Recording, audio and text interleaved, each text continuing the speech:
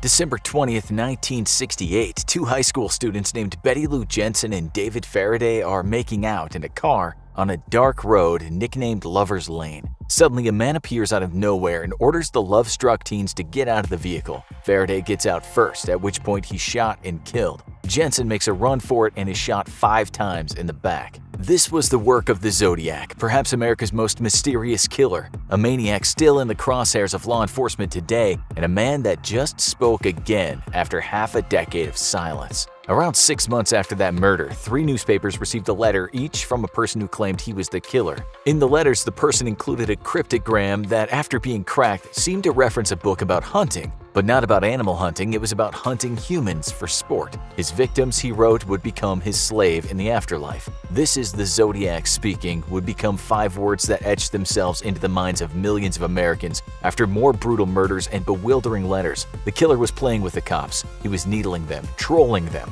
so much so that he drove some investigators nearly out of their minds. And then came the unsolvable puzzle, the Zodiac's pièce de résistance, a cipher so perplexing that not even the greatest code-breaking minds in the world could solve it, until now anyway. It's taken 51 years to finally solve the puzzle, and it's revealed a chilling message. Okay, so first you need to know a bit more about the person known as the Zodiac Killer. It's something we've covered in detail before, so we'll give you an abridged version of this rather long and very disturbing tale. Spoiler alert, the cops never caught him. Should they have? You can tell us at the end.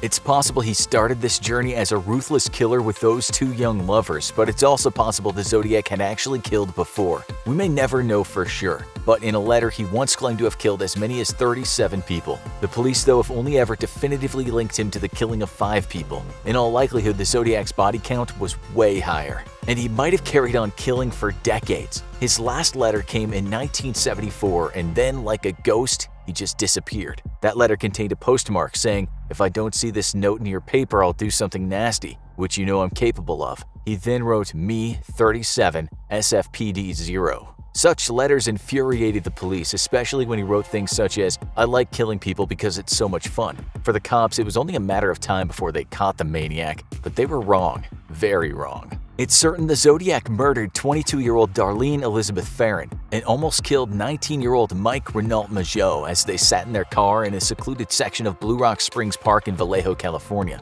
The killer pulled up behind them at one point and then drove away. When he returned, he got out of his car and shined a bright light into the couple's car. He shot Farron 5 times and Mageau 4 times. She died, but he lived to tell the tale. Cops now knew they were looking for a male possibly in his late 20s, early 30s. He was about 5'8" and on the stocky side. He had brown hair and a roundish face. Mageau might have gotten some details wrong, but who takes notes when you have a gun in your face? How did the police know it was the Zodiac Killer? Well, he had the gumption to call them from a payphone only a few blocks away from the station, less than an hour after the attack. He told them details about the murder only the killer could possibly know, like what weapon was used. And then he shocked the cops by saying he was also the one who killed the kids on Lover's Lane. So if it wasn't a one-off killer, it was the work of a serial killer. Since the woman was cheating on her husband, he was a suspect for a while, but it didn't take long to figure out it wasn't him. The Zodiac was real. He was far from finished. So now we need to talk about ciphers and cryptograms.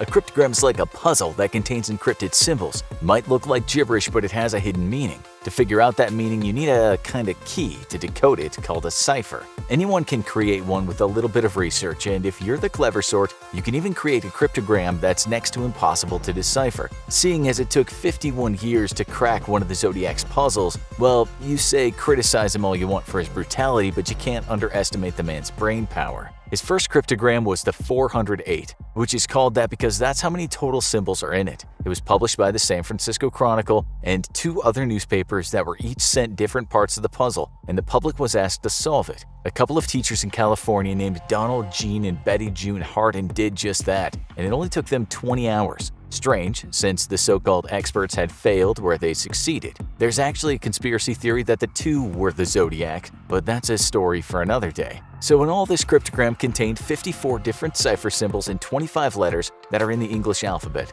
The couple worked out that they were looking at what's called a homophonic substitution cipher, which basically means you replace one letter with another, say a D for an M. It gets tricky though when one letter can be replaced by 5 different letters. The couple cracked it though, and this is how the decoded message began.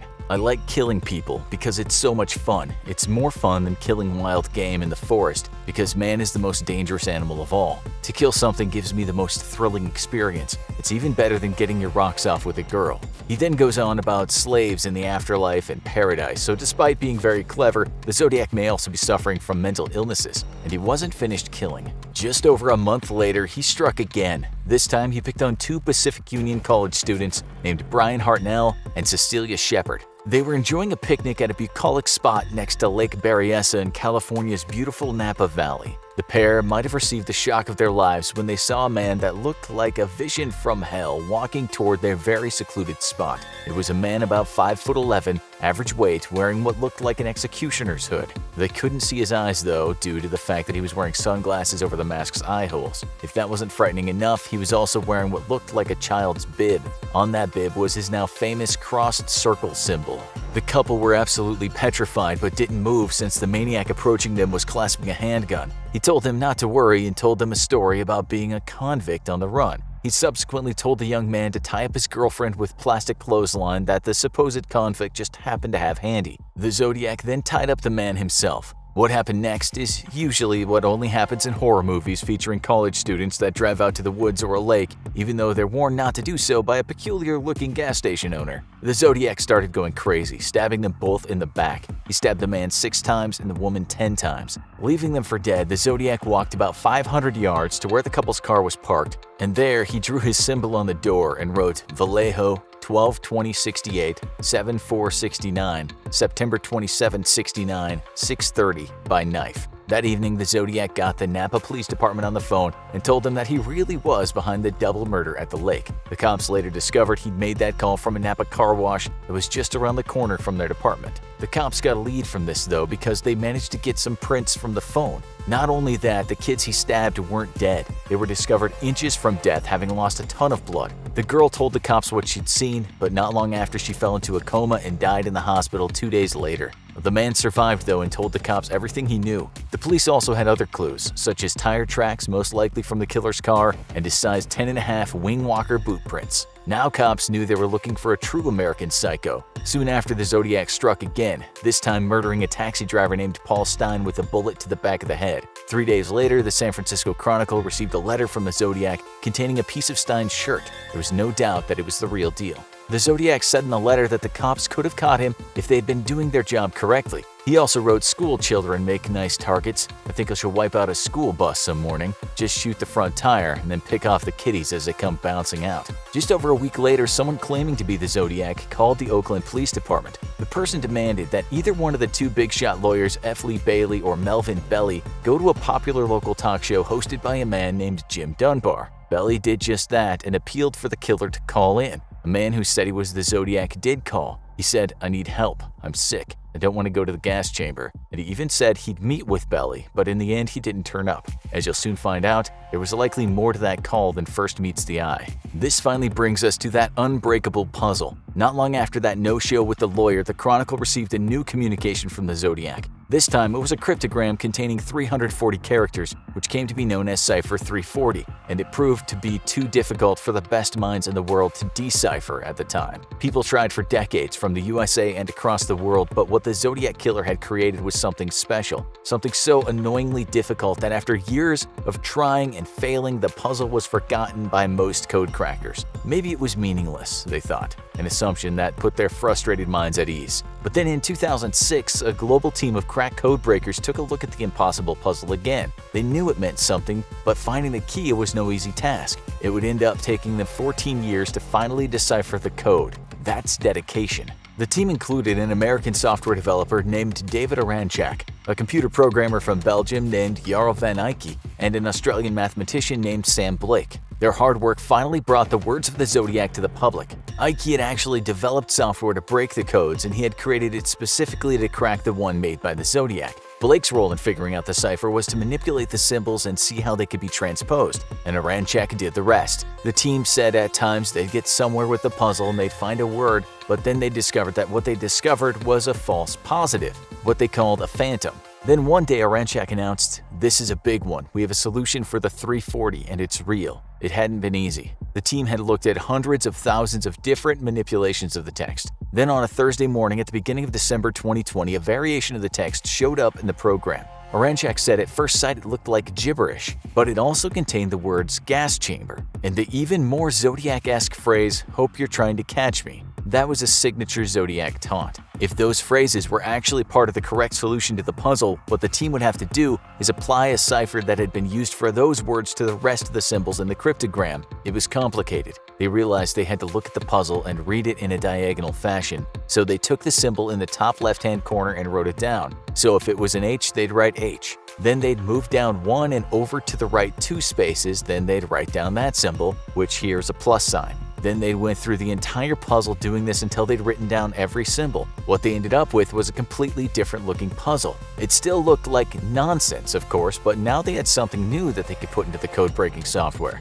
The team was rather disappointed after that. Not only did not much of anything come up, but the terms gas chamber and "hope you're trying to catch me" weren't there either. It was as if they'd gone backward. But then Aranchak tried something else. He added the words they suspected were correct, gas chamber and "hope you're trying to catch me," to the software as known solutions and let the program run. Presto, an English message popped up, the words of the Grandmaster Secret Code Psycho, the Zodiac himself. That wasn't me on the TV show. Was this the Zodiac telling the cops that the guy that had called in to talk to the lawyer was an imposter? Aranchak almost fell out of his chair. After 51 years, it was as if the Zodiac had risen from the grave. The team could now decrypt the first part of the puzzle, but the same method of code breaking didn't work for the other 2 parts. Since the first part was almost definitely correct, it didn't make sense that the other sections couldn't be solved in the same way. But then they hypothesized that the reason it didn't work was because the Zodiac had actually made a mistake when he designed the cipher. If that was the case, it was no wonder no one could crack it. You can't open a broken lock with a good key. The team took into consideration that he'd made some spelling mistakes. They corrected the mistakes and then used a slightly different system of moving down and to the right diagonally reading the symbols, and they discovered something amazing. It worked. The Zodiac really had made a mistake in his code.